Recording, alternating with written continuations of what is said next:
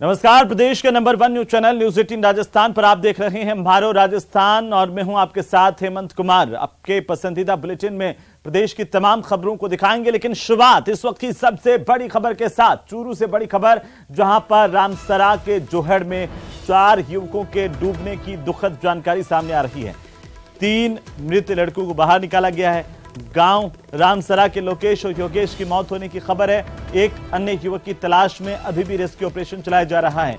गांव रामसरा के सुरेश, कबीर, लोकेश और योगेश जोहड़ में नहाने के लिए गए थे। इसी दौरान यह हादसा हुआ है। नहाते हुए इंस्टाग्राम पर लाइव भी कर रहे थे। लाइव के जरिए ही डूबने का ग्रामीणों को पता चला है। तस्वीरें सबसे पहले सबसे तेज मौके से न्यूज 18 राजस्थान पर आप देख रहे हैं।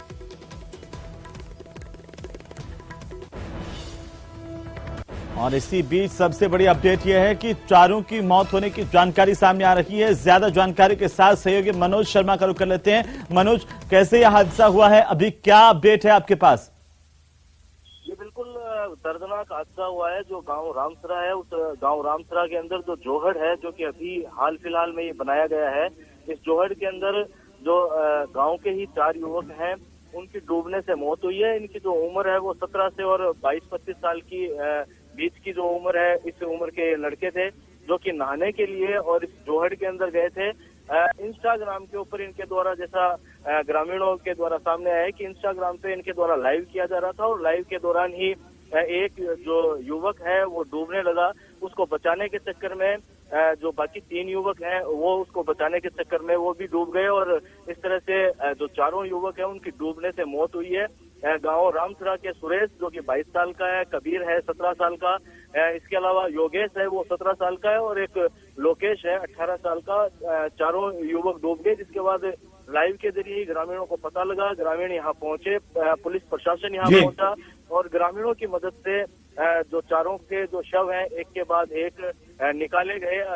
काफी दर्दनाक ये हादसा है वो हुआ है। काफी जो जनप्रतिनिधि है वो भी यहाँ पहुंचे हैं और जो शव है उन शवों को राजकीय भरतिया जिला अस्पताल की मोर्चरी में रखवाया जा रहा है और लोगों की काफी भीड़ है वो मौके के ऊपर भी और अस्पताल में भी जमा हो गई है। जी मनोज, ये जो हादसा हुआ है कहीं न कहीं एक भारी लापरवाही है, जिसके चलते तमाम नौजवान जो है मौत के मुंह में समा गए।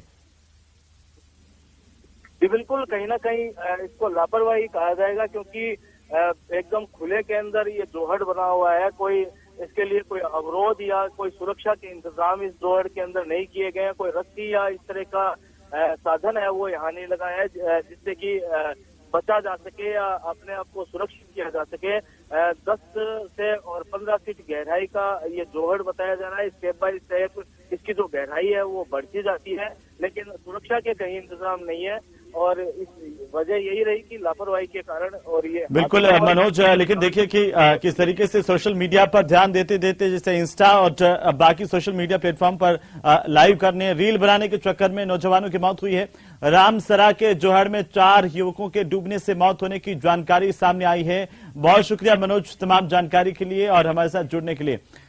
तो ये तस्वीरें हैं चूरू के रामसरा गांव की, जहां पर 4 युवकों की मौत हुई है। 17 से लेकर 22 साल के बीच के जो 4 युवक थे उनकी डूबने से मौत हुई है। तो चलिए आगे बढ़ेंगे। करौली से बड़ी खबर है, जहां पर चंबल नदी में पदयात्रियों के डूबने के मामले को लेकर बड़ी अपडेट सामने आ रही है। चंबल में से 2 पदयात्रियों के शव और निकाले गए हैं, जिनके नाम है रश्मि और रुक्मणी। 2 महिलाओं के शव और मिले हैं। अब तक चंबल से 5 लोगों के शव बाहर निकाले जा चुके हैं। ब्रिजमोहन और लवकुश का अभी तक कोई पता नहीं लग पाया है और उनका लगातार रेस्क्यू करने की कोशिशें जारी है और इसे लेकर ऑपरेशन चलाया जा रहा है। रात होने की वजह से हालांकि सर्च ऑपरेशन को अभी रोका गया है। कल सुबह फिर से सर्च ऑपरेशन यहां पर चलाया जाएगा। बहरहाल बड़ी अपडेट यह है कि 2 महिलाओं के और शव मिले हैं यहां से। अब तक कुल 5 शव चंबल से निकाले जा चुके हैं जो हादसे का शिकार हुए।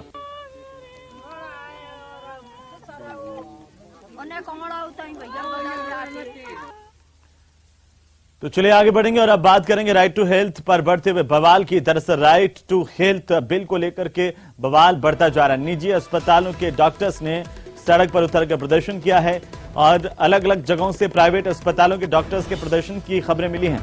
राइट टू हेल्थ पर प्रदेश के अलग अलग हिस्सों में प्रदर्शन हुए हैं। कई जगहों पर मरीजों को कुछ परेशानी का सामना भी करना पड़ा, क्योंकि प्राइवेट अस्पताल अभी काम बंद किए हुए हैं। इसकी वजह से कुछ लोगों को परेशानी हुई है।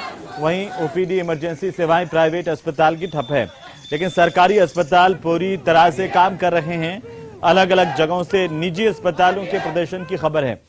राइट टू हेल्थ बिल को लेकर के भरतपुर, सीकर, झुंझुनू से तस्वीरें सामने आई है, जहां पर निजी अस्पतालों के डॉक्टर और नर्सिंग कर्मचारी सड़क पर उतरे और राइट टू हेल्थ बिल की खिलाफत की, उसके विरोध में प्रदर्शन किया है। भरतपुर की पहली तस्वीर है।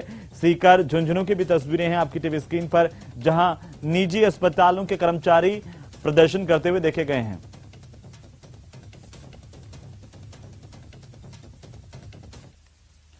तो राइट टू हेल्थ पर प्रदर्शन लगातार बढ़ता जा रहा है। वहीं अगली खबर का हम रुख करेंगे। गैंगस्टर्स पर शिकंजा प्रदेश की पुलिस लगातार कस रही है। अलग अलग जगहों से बड़ी कार्रवाई की खबरें हैं। आपको बता दें कि गैंगस्टर्स के खिलाफ कार्रवाई की गई है, तो वहीं लॉरेंस और आनंदपाल गैंग के गुर्गों पर बड़ा शिकंजा कसा गया है। शहर शहर बदमाशों पर प्रहार किया है पुलिस ने। बीकानेर, श्रीगंगानगर, उदयपुर में दबिश दी गई है। हनुमानगढ़ में भी पुलिस ने बड़ी कार्रवाई की है। पुलिस की दबिश में करीब 100 से ज्यादा अपराधियों के गिरफ्तार होने की खबर प्रदेश के अलग अलग जिलों से मिल रही है। वहीं राजू ठेहट मर्डर केस का एक आरोपी गिरफ्तार किया गया है, तो रोहित गोदारा गैंग का एक गुर्गा भी पुलिस की गिरफ्त में आया है। बड़ी मात्रा में बीकानेर रेंज से हथियारों का जखीरा बरामद हुआ है। गुंडों पर अलग अलग जगहों पर कार्रवाई लगातार पुलिस की जारी है।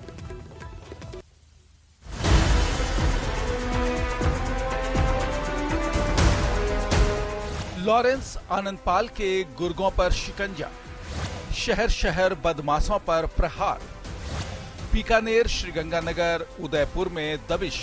टोटल 240 स्थानों पे अभी तक दबिश दी जा चुकी है और ये कार्रवाई जारी है। और अभी तक हमने 120 क्रिमिनल्स, जिसमें से कुछ ऑर्गेनाइज गैंग के सदस्य भी हैं, उनको गिरफ्तार किया है।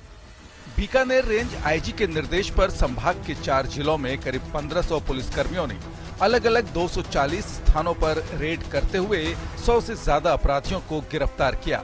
अलग अलग जगहों पर से अवैध हथियार, मादक पदार्थ, बुलेट प्रूफ जैकेट आदि बरामद किए गए। श्रीगंगानगर में 75 जगहों पर रेड डाली गई, जिसमें 52 बदमाशों को गिरफ्तार किया गया, जिनमें लॉरेंस बिश्नोई गैंग के 3 हार्डकोर क्रिमिनल भी शामिल हैं। और विशेष तौर पे इसमें आर्म्स एक्ट में 10 प्रकरण दर्ज किए गए हैं। एनडीपीएस में 13 प्रकरण दर्ज किए गए हैं। एक्साइज एक्ट में 2 प्रकरण दर्ज किए गए हैं। और लगभग हमने 40 जो ऐसे व्हीकल्स हैं, जो संदिग्ध व्हीकल्स हैं, उनको जब्त किया है। पुलिस की छापेमारी में लॉरेंस गैंग से प्रत्यक्ष अप्रत्यक्ष रूप से जुड़े हुए सोशल मीडिया फॉलोवर्स समेत अन्य बदमाश भी पुलिस के हत्थे चढ़े। सबसे महत्वपूर्ण कार्रवाई बीकानेर पुलिस ने की है, जिसमें उन्होंने आनंदपाल गैंग के गुर्गे राजू सिंह, जो कि हिस्ट्री शीटर भी है गजनेर थाने का, उसको 6 हथियारों के और 44 कारतूस के साथ उसको गिरफ्तार किया है। उसके पास एक बुलेट प्रूफ जैकेट भी मिला है। वहीं बीकानेर जिले में 500 पुलिसकर्मियों ने 95 स्थानों पर रेड डाली, जिसमें 34 अपराधियों को गिरफ्तार किया गया, जिनमें आनंदपाल गैंग के गुर्गे राजू सिंह को भी गिरफ्तार किया गया। उसके पास से 6 हथियार, 44 कारतूस और एक बुलेट प्रूफ जैकेट बरामद की गई। वहीं रोहित गोदारा गैंग के गुर्गे हरिओम रमावत को भी गिरफ्तार किया गया, जिसके पास से एक पिस्टल और 4 कारतूस बरामद की गई, जिसकी सीकर के राजू ठेठ मर्डर में भूमिका मानी जा रही है। एक हार्डकोर क्रिमिनल जो कि रोहित गोदारा का खास गुर्गा है, हरिओम रामावत जो कि हिस्ट्री शीटर है गंगाशहर शहर का, उसको भी गिरफ्तार किया गया है, जिससे कि हथियार बरामद किए गए हैं।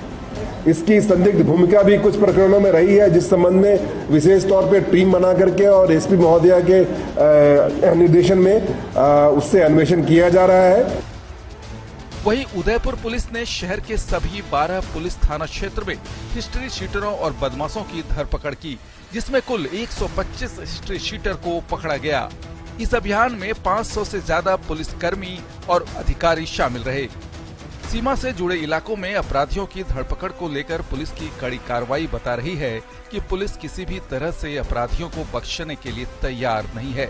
खासकर लॉरेंस और आनंदपाल के नाम पर अपराधियों की बढ़ती फौज को लेकर भी ये कार्रवाई सख्त संदेश देती नजर आ रही है। Bureau report, news 18 Rajasthan. तो एक तरफ राजस्थान पुलिस लगातार अपराधियों के खिलाफ कार्रवाई कर रही है, तो वहीं सीकर में अपराधी बेखौफ है। सीकर से इस वक्त की सबसे बड़ी खबर हम आपको बता दें, कृषि मंडी में व्यापारी की दुकान पर फायरिंग की गई। फिरौती मांगने के लिए बदमाशों ने फायरिंग की, दहशत फैलाई। दुकान पर बदमाश आए थे और इसी दौरान दुकान के बाहर बदमाशों ने फायर कर दहशत फैलाने की कोशिश की है। कुछ दिन पहले भी फिरौती के लिए धमकी दी गई थी और अब आखिरकार बदमाशों के हौसले देखिए। सीकर में कृषि मंडी में एक व्यापारी की दुकान पर पहुंच करके फायरिंग की वारदात को अंजाम दिया है। कृषि मंडी में एक व्यापारी पर बदमाशों की ओर से फायरिंग का यह पूरा मामला, जहां कृषि मंडी में व्यापारी गोविंद सैनी की दुकान पर 10 दिन पहले ही कुछ युवक बदमाश आए थे। उन्होंने खुद को बलवीर बानुड़ा गैंग का सरगना बताया, फिरौती की मांग की थी। इसके बाद जब व्यापारी ने ज्योति के लिए मना कर दिया, फिरौती के लिए मना कर दिया, जिसके बाद बदमाशों ने इस वारदात को अंजाम दे दिया। हालांकि फायरिंग में व्यापारी को गोली नहीं लगी है। सूचना पर पुलिस पहुंची, जांच की जा रही है। बानुड़ा गैंग से जुड़े एक युवक को हिरासत में पुलिस ने लिया है, उससे पूछताछ की जा रही है। बताया जा रहा है कि यह बदमाश फायरिंग की घटना के दौरान बदमाशों के साथ ही आया था और साथ ही वापस चला गया था। बहरहाल अब यह पुलिस के शिकंजे में है।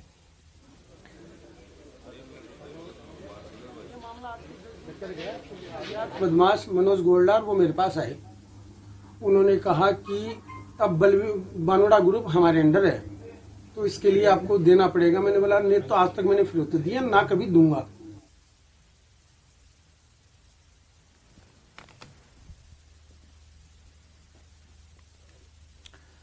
तो वहीं जोधपुर में एक हिस्ट्री शीटर की हत्या से हड़कंप मच गया, क्योंकि रात के अंधेरे में करीब 1 दर्जन बदमाशों ने लाठी, कुल्हाड़ी और सैनिटरी पाइप से पीट पीट कर उसकी हत्या कर दी। यह खास रिपोर्ट देखिए।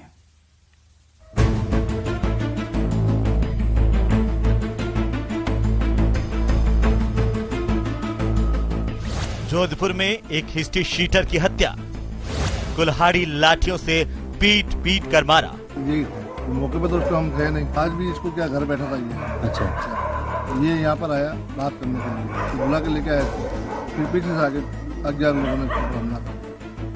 जोधपुर की इस घटना को लेकर लोगों में रोष है। मामला सरेआम पीट पीट कर हत्या करने का है। हालांकि मृतक भी हिस्ट्री शीटर था, लेकिन सीसीटीवी में दर्ज हत्या का यह मामला खौफनाक है। देखिए कैसे 1 दर्जन बदमाश एक शख्स पर हमला कर फरार हो जाते हैं। ये मामला जोधपुर के राजीव नगर इलाके का है, जहां बदमाशों ने हिस्ट्री शीटर रमेश उर्फ महाकाल की हत्या कर दी। वारदात में 1 दर्जन बदमाश शामिल थे।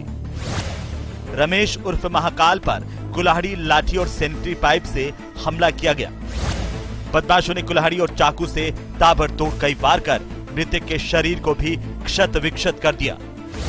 मृतक के सिर पर कुल्हाड़ी के वार से कई गहरे घाव किए गए।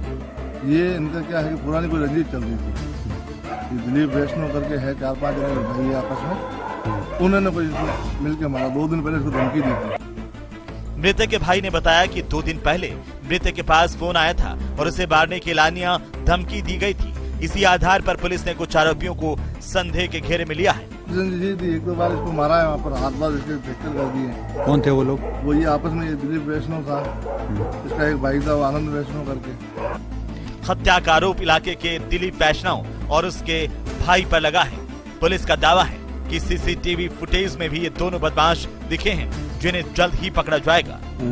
सभी सम्मिलित रूप से कार्रवाई करेंगे, जल्द ही इसका एक्सपोज करेंगे। इसमें कई एंगल है, कई चीजें हैं, वो कुछ इन्वेस्टिगेशन के बाद में कुछ ले कर सकते हैं। रमेश की हत्या से सिंधी समाज में रोष है। हत्या की खबर लगते ही मौके पर सिंधी समाज के लोग इकट्ठा हो गए और सभी अपराधियों की जल्द गिरफ्तारी की मांग की जा रही है।